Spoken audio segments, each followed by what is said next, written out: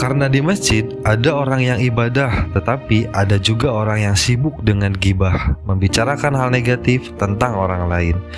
Dan di masjid juga ada orang yang beribadah, tetapi ada juga orang yang sibuk bermain dengan handphonenya. Jadi mulai saat ini saya tidak lagi mau sholat di masjid.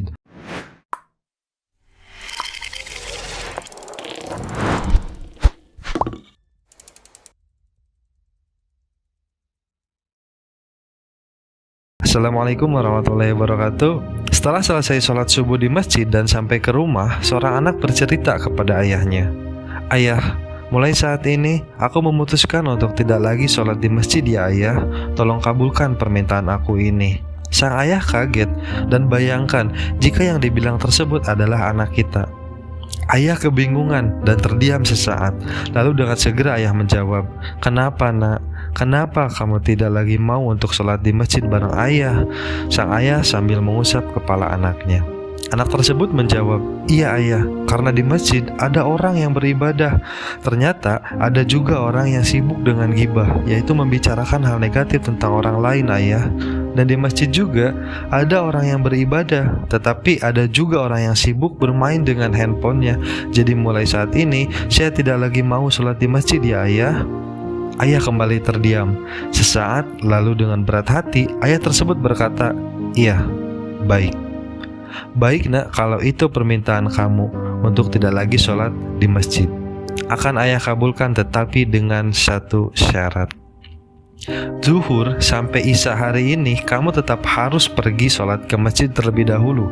Dan setelah selesai sholat Zuhur sampai Isya, sebagai persyaratan kamu harus membawa gelas berisi air penuh lalu mengelilingi masjid, dan airnya tidak boleh tumpah satu tetes pun." Anak tersebut girang dan happy karena keinginannya untuk tidak sholat di masjid akan segera terkabul.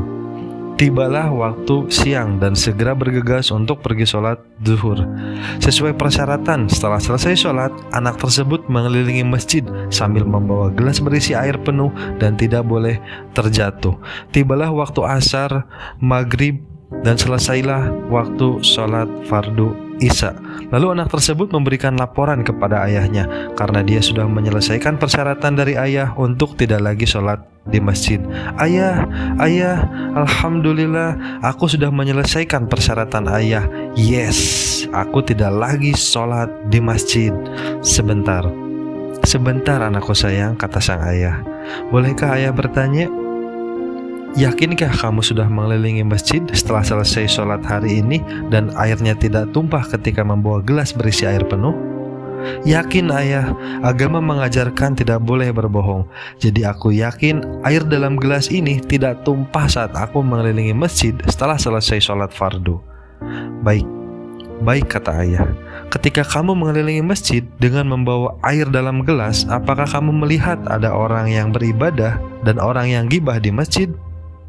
"Tidak ayah, karena aku fokus mengatur langkah aku supaya airnya tetap tenang dan tidak tumpah setetes pun."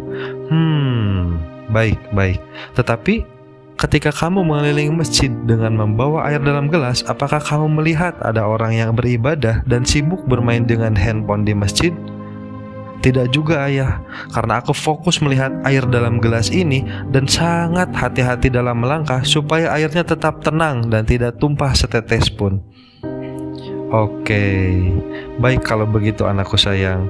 Daripada kita sibuk dan fokus melihat ibadah orang lain, lebih baik kita sibuk dan fokus dulu terhadap ibadah kita. Daripada kita sibuk dan fokus melihat kekurangan orang lain, lebih baik kita sibuk dan fokus memperbaiki diri sendiri. Begitulah hidup anakku sayang. Maksud dari cerita tadi jika kita arahkan dalam perniagaan atau dalam berbisnis adalah jangan dulu bernafsu ingin banyak mempelajari semua hal.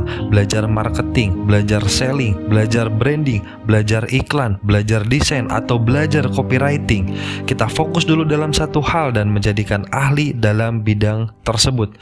Setelah menghasilkan, kita bisa upgrade skill untuk mempelajari hal yang lainnya. Karena untuk belajar copywriting, Anda bisa belajar di buku Sihir Marketing tentang cara ajaib mengubah kalimat promosi sehingga jualannya banyak transaksi dan rekening sering terisi.